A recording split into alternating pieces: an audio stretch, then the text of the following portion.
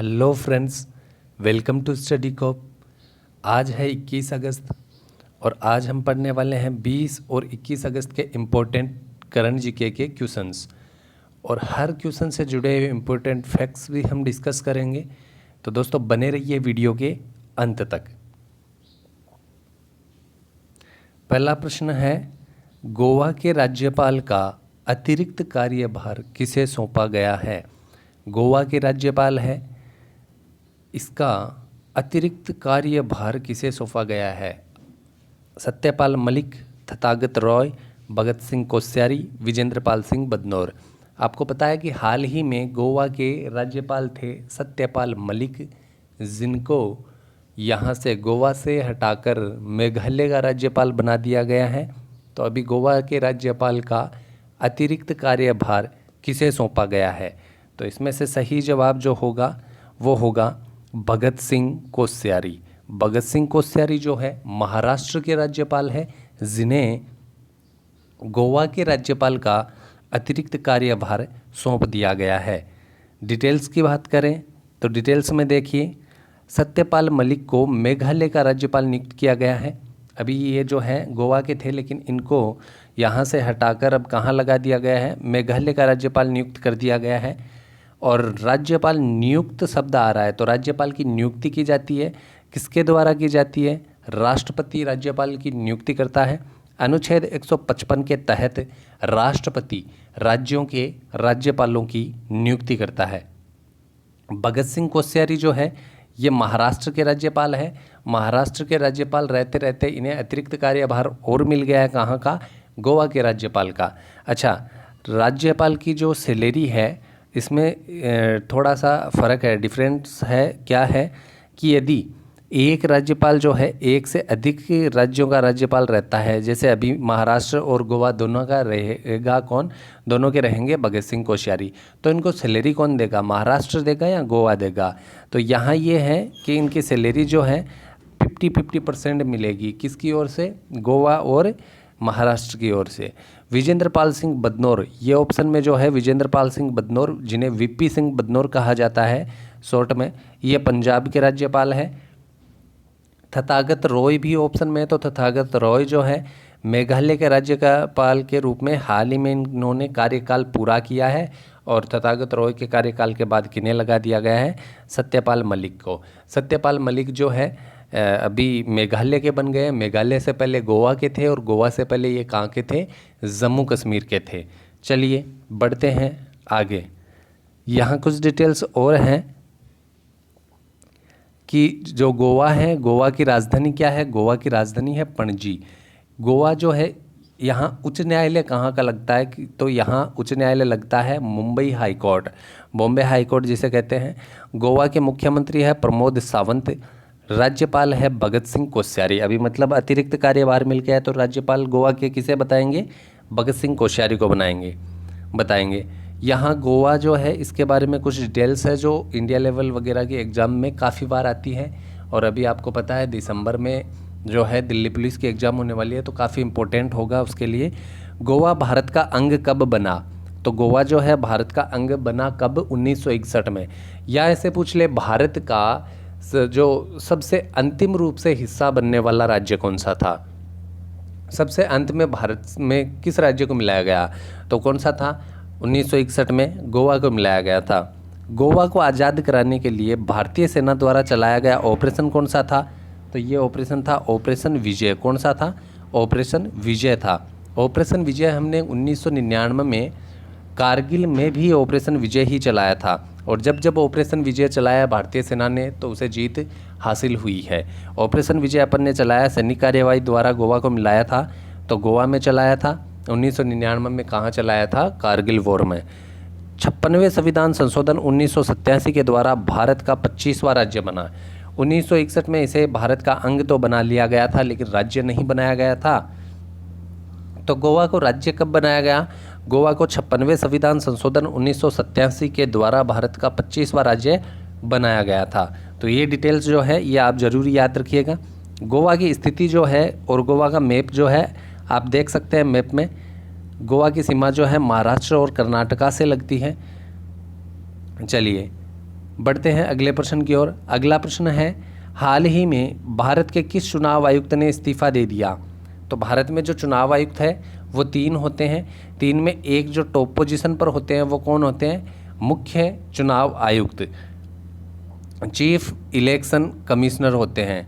और जो अन्य पोस्ट होती है कितनी? 2 अन्य चुनाव आयुक्त होते हैं। ठीक है, तो 2 अन्य चुनाव आयुक्त और एक मुख्य चुनाव आयुक्त। तो चुनाव आयोग के संगठन में कितने सदस्य? 3 सदस्य होते हैं, 1+2। तो यहाँ सवाल है कि किस चुनाव आयुक्त ने इस्तीफा दे दिया था? सुनील अरोड़ा, अशोक लवासा, सुशील चंद्र, सुकुमार सेन। तो इनमें से कौन है वो जिन्होंने इस्तीफा दे दिया हाल ही में? तो वो है कौन?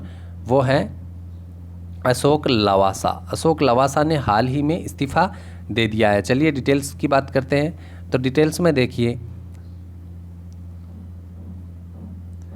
अशोक लवासा सितंबर 2020 में एशियाई विकास बैंक के उपाध्यक्ष बनेंगे। एशियाई विकास bank, Asian development bank, ADB. तो एडीबी के उपाध्यक्ष बनेंगे कौन? अशोक लवासा। ऑप्शन में है सुकुमार सेन। तो सुकुमार सेन जो है भारत के जो प्रथम हैं, जब चुनाव आयोग का गठन हुआ 25 जनवरी 1950 को, तो पहले मुख्य निर्वाचन आयुक्त कौन बने? सुकुमार सेन। पहले इसके संगठन में एक ही होते थे, मुख्य चुनाव आयुक्त होते थे बस। लेकिन अभी जो है कितने होते हैं? 3 होते हैं, एक मुख्य चुनाव आयुक्त, 2 अन्य चुनाव आयुक्त। सुकुमार सेन भारत के प्रथम मुख्य निर्वाचन आयुक्त थे। सुनील अरोड़ा जो हैं ये वर्तमान मुख्य चुनाव आयुक्त है। ठीक है, तो ये वर्तमान मुख्य चुनाव आयुक्त है। डिटेल्स की बात कर लेते हैं। तो देखो तस्वीरों में मैं आपके लिए लेकर आया हूँ। ये जो है श्री सुनील अरोड़ा, श्री सुनील अरोड़ा जो है ये वर्तमान में भारत के मुख्य निर्वाचन आयुक्त है। इसके बाद थे श्री अशोक लवासा, ये निर्वाचन आयुक्त थे। इसके बाद थे सुशील चंद्र, ये भी निर्वाचन आयुक्त थे। लेकिन इस तस्वीर में यहाँ आपके लिए लिख दिया गया है क्या? इस्तीफा।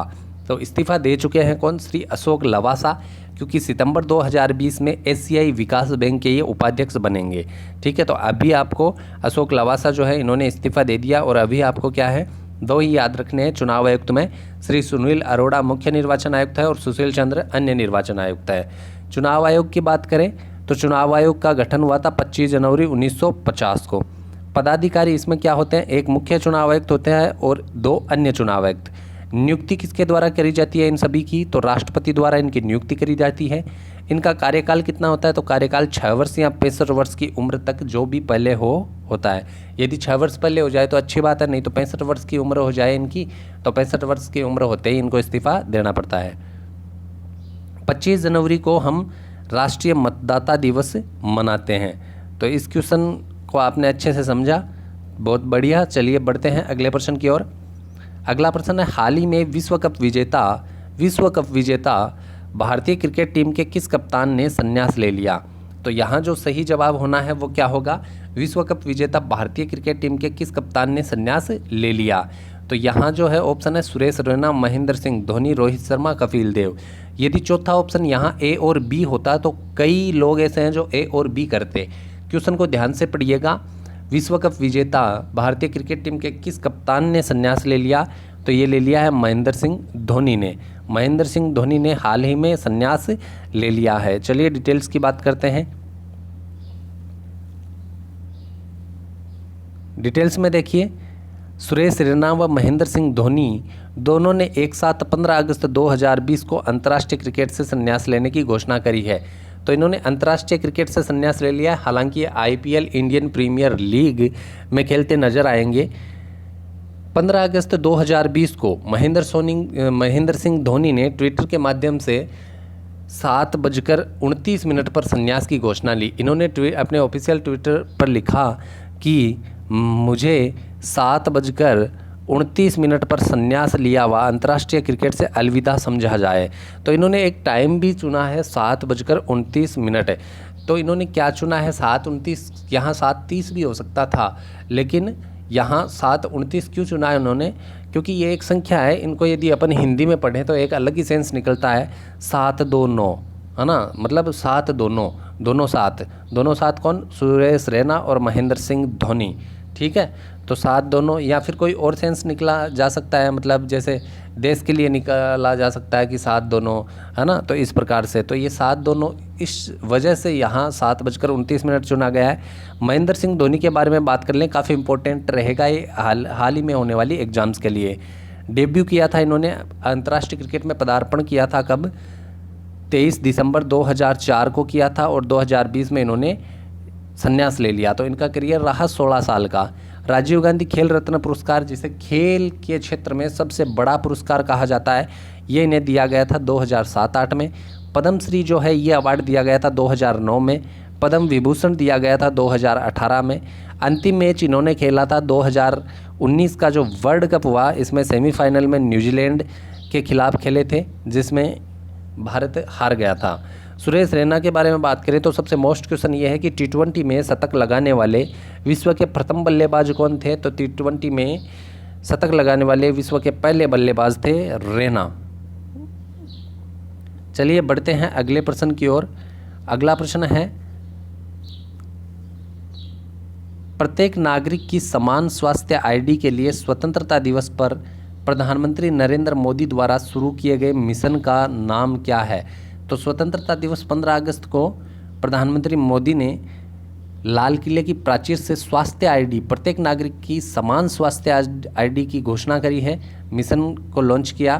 तो उस मिशन का नाम क्या है। तो इस मिशन का नाम राष्ट्रीय डिजिटल स्वास्थ्य मिशन रहेगा। तो इस मिशन का नाम क्या है, राष्ट्रीय डिजिटल स्वास्थ्य मिशन।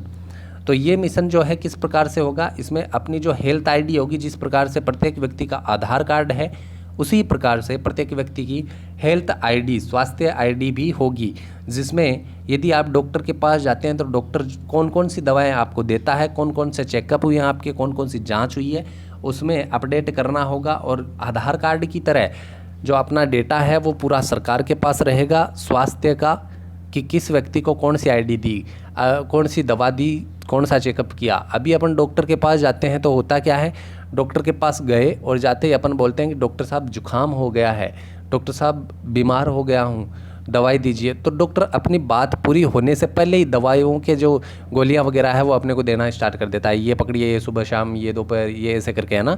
तो अपन सोचते हैं कि यार पूरा सुना ही नहीं, पहले ही दवाई दे दी, क्योंकि उनको पता होता है अभी कौन सी ज़्यादा जुकाम वगैरह चल रहा है, तो इस प्रकार से जुकाम की कौन सी देनी, सुनने से पहले ही उनको पता है कि जुकाम हो रही है, बदन दर्द होगा, सर दर्द होगा वगैरह, तो वो ऑलरेडी दे देते हैं। लेकिन अब ऐसा नहीं होगा। स्वास्थ्य आइडिया आने के बाद वो जो है आपको कौन कौन सी दवाएं दे रहे हैं उसको अपडेट करना पड़ेगा, फिर आपको दवाएं देंगे।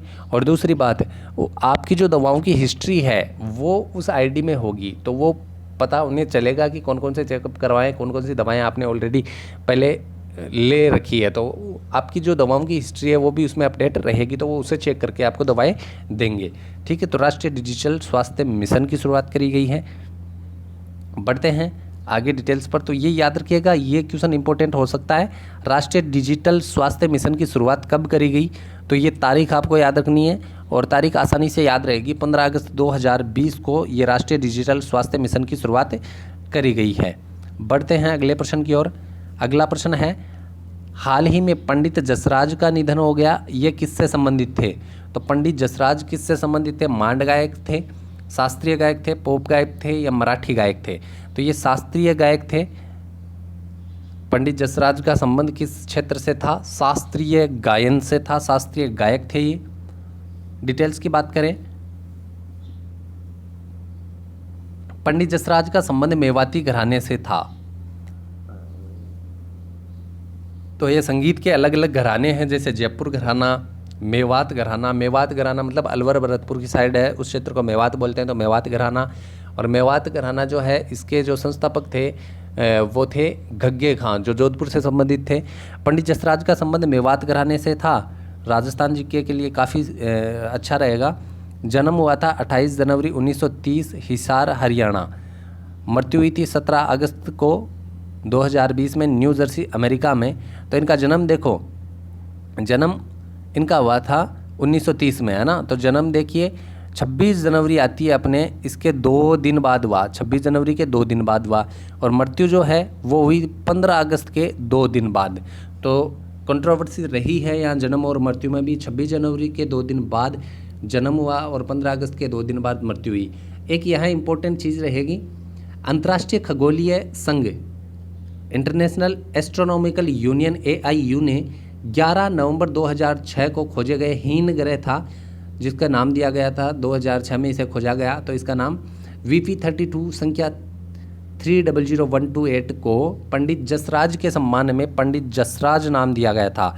तो ये 2006 में खोजा गया हीन ग्रह था, जिसको नाम दिया गया था पंडित जसराज के सम्मान में, पंडित जसराज नाम दिया गया था। ये तस्वीर में आप पंडित जसराज को देख सकते हैं, शास्त्रीय गायन से ये संबंधित थे। बढ़ते हैं अगले प्रश्न की ओर। अगला प्रश्न काफ़ी इंपॉर्टेंट। सरकार ने निम्न में से किसके लिए सामान्य प्रवेश परीक्षा आयोजित करने के लिए राष्ट्रीय भर्ती एजेंसी के गठन को मंजूरी दी है? तो किसको मंजूरी मिली है? राष्ट्रीय भर्ती agency NIA, national recruitment agency के गठन को मंजूरी दी गई है। तो वो किसकी प्रवेश परीक्षा जो है आयोजित करवाने वाला है? तो वो करवाने वाला है SSC, IBPS और रेलवेज़। अब SSC, IBPS और रेलवेज़ जो है, इनकी एक सामान्य प्रवेश परीक्षा एक एजेंसी की करवाने वाली है, राष्ट्रीय भर्ती एजेंसी। SSC जो है, इसके एग्ज़ाम्स जो है अभी SSC बोर्ड करवाता है, IBPS जो है बैंक की एग्ज़ाम्स करवाता है, रेलवे बोर्ड रेलवे की एग्ज़ाम करवाता है। लेकिन इन तीनों को मिलाकर कॉमन होगी अब क्या? राष्ट्रीय भर्ती एजेंसी इन तीनों की प्रवेश परीक्षा करवाएगी। तो राष्ट्रीय भर्ती एजेंसी जो है, इसमें कॉमन जो प्रवेश परीक्षा है वो करवाने वाली है, एक ही जगह आपका डेटा रहने वाला है। चलिए देखते हैं। अब देखिए, ये जो है फुल फॉर्म भी आपको याद रखनी है, NRA, नेशनल रिक्रूटमेंट एजेंसी, राष्ट्रीय भर्ती एजेंसी। देखिए इतने दिन SSC की एग्ज़ाम करवाता, रेलवेज अलग, IBPS अलग, लेकिन अब ये जो है तीनों मिलकर एक ही, इन तीनों की एग्ज़ाम एक ही बोर्ड करवाएगा। वो कौन करवाएगा? NRA, नेशनल रिक्रूटमेंट एजेंसी इन तीनों की एक एग्ज़ाम करवाने वाली है। बढ़ते हैं अगले प्रश्न की ओर। अगला प्रश्न है उत्तर प्रदेश से संबंधित। उत्तर प्रदेश के किस रेलवे स्टेशन का नाम बदलकर बनारस रेलवे स्टेशन कर दिया गया है? तो ये कर दिया गया मंडुआडीह है रेलवे स्टेशन। किसका? मंडुआडीह है रेलवे स्टेशन जो है, उसका नाम बदलकर बनारस रेलवे स्टेशन कर दिया गया है। उत्तर प्रदेश की स्थिति आप देख सकते हैं भारत के मैप में। उत्तर प्रदेश की डिटेल्स के बारे में बात करूं तो राजधानी है लखनऊ, राज्यपाल है आनंदीबेन पटेल, मुख्यमंत्री है योगी आदित्यनाथ, राष्ट्रीय उद्यान उत्तर प्रदेश में है दुधवा, विधानसभा सीट वगैरह ये चारों आपको याद रखनी होगी, क्योंकि हर चीज़ में जो है टॉप ऑफ है ये उत्तर प्रदेश। विधानसभा सीट सबसे ज़्यादा है देश में 403, यहाँ कहीं कहीं आपको 404 भी लिखा मिलता है, तो एक सीट वो जोड़ दी गई है जो राज्यपाल द्वारा मनोनीत किया जाता है। लोकसभा सीट यहाँ 80 है, सर्वाधिक है। राज्यसभा सीट भी सर्वाधिक है, 31 सीटें। विधानसभा सीट भी सर्वाधिक, विधान परिषद सीट भी सर्वाधिक है, 100। तो ये भी आप याद रखिएगा। बढ़ते हैं अगले प्रश्न की ओर। अगला प्रश्न है, हाल ही में जारी digital quality of index internet speed में कौन सा देश शीर्ष पर रहा? तो डिजिटल क्वालिटी ऑफ इंडेक्स 2020 जारी की गई है, जिसमें इंटरनेट स्पीड को आधार बनाया गया है कि किस देश में सबसे ज़्यादा इंटरनेट स्पीड है। तो ये कौन सा देश शीर्ष पर रहा है? बांग्लादेश, डेनमार्क, इजराइल, सऊदी अरब। तो ये रहा है कौन सा देश? यहाँ डेनमार्क जो है सर्वाधिक रहा है, टॉप पोजीशन पर रहा है। भारत का स्थान यहाँ पर 57वां है। ये टोटल 85 देशों का किया गया था, 85 देशों का आधार बनाया गया, जिसमें भारत को 57वां स्थान मिला। डेनमार्क पहले स्थान पर आया है। इजराइल के बारे में हाल ही में अपन ने कल क्वेश्चन किया था, इजराइल के बारे में कल क्वेश्चन किया था। क्या क्वेश्चन किया था? कि इजराइल ने हाल ही में एरो 2 उन्नत रक्षा प्रणाली, एरो 2 है, इसका सफल परीक्षण कर लिया है। सऊदी अरब के बारे में बात करूं तो सऊदी अरब के बारे में कल खबर थी न्यूज़पेपर में कि जो पाकिस्तान के सेना प्रमुख है जनरल बाजवा, है ना, तो जनरल बाजवा है, ये गए थे सऊदी अरब। तो सऊदी अरब गए थे, लेकिन सऊदी अरब के जो क्राउन है, मतलब सम्राट जो है वो हैं किंग सलमान। तो किंग सलमान ने उनसे मिलने के लिए मना कर दिया था। तो किंग सलमान उनसे नहीं मिले, उनसे मिलने का जो है उन्होंने इनकार कर दिया। हुआ क्या कि जो अंतर्राष्ट्रीय मुस्लिम जो कमेटी बनी हुई है उसमें 57 देश है, जिसमें से पाकिस्तान एक है। तो ये जो है इसने कश्मीर का राग अलापा कहाँ जाकर उसे अंतर्राष्ट्रीय मुस्लिम जो यूनियन है उसमें, तो उसमें सऊदी अरब जो है उसका मतलब उस यूनियन का प्रतिनिधित्व करता है। तो उस यूनियन का प्रतिनिधित्व करता है सऊदी अरब जैसे देश। तो ये जो है पाकिस्तान वहाँ जाकर बोलता है कश्मीर कश्मीर।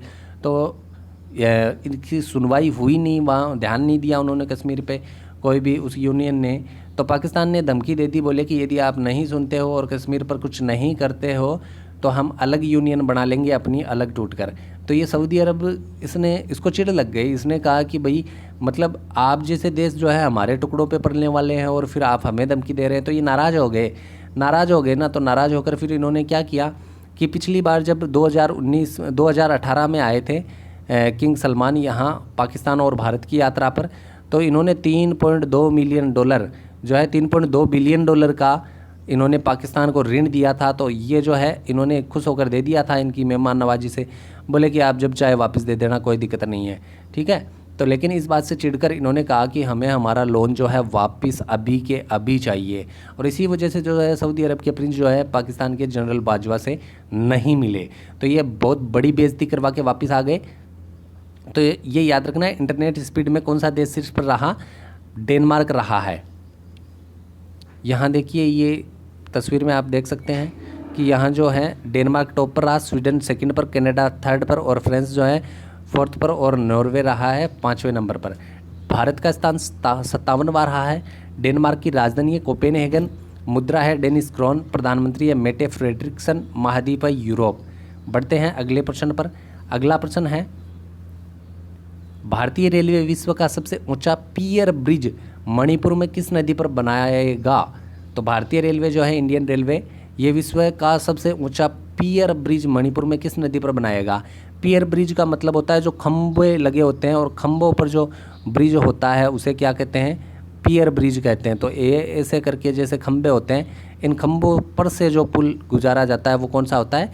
पियर ब्रिज कहा जाता है। तो विश्व का सबसे ऊंचा 141 मीटर इसकी ऊंचाई होगी, 703 मीटर इसकी लंबाई होगी। तो मणिपुर में बनाया जा रहा है, याद रखिएगा, सबसे ऊंचा पियर ब्रिज मणिपुर। और ये कौन सी नदी पर होगा? तो ये होगा इजाई नदी पर। कौन सी नदी? इजाई नदी पर। डिटेल्स की बात करें तो ये देखिए, मणिपुर को आप मैप में देख सकते हैं, भारत के संदर्भ में स्थिति और मणिपुर का जो मैप है वो आप देख सकते हैं। मणिपुर है, इसकी राजधानी इम्फाल है, राज्यपाल नजमा हेपतुल्ला है, मुख्यमंत्री एम बीरेन सिंह है, राष्ट्रीय उद्यान केबुल लामजाओ है। केबुल लामजाओ जो है विश्व का एकमात्र तैरता हुआ जो है नेशनल पार्क है, मतलब तैरता हुआ पार्क है केबुल लामजाओ।